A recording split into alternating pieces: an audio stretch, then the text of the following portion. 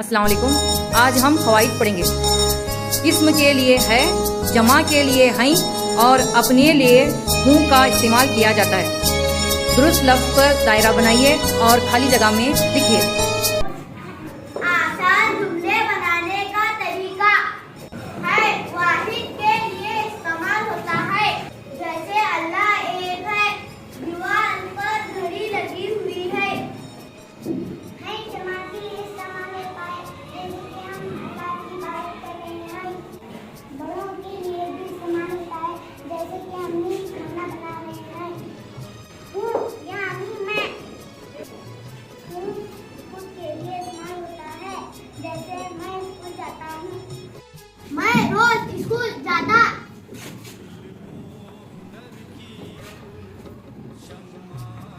हूँ ये मेरा स्कूल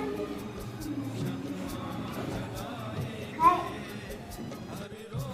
दीवारें सफेद और लाल रंग की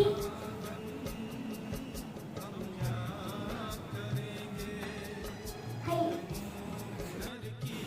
मैं अपनी उस्तानी का कहना मानता हूँ।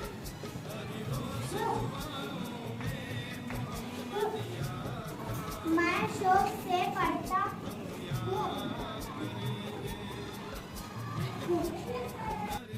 आसमान में तारे होते हैं।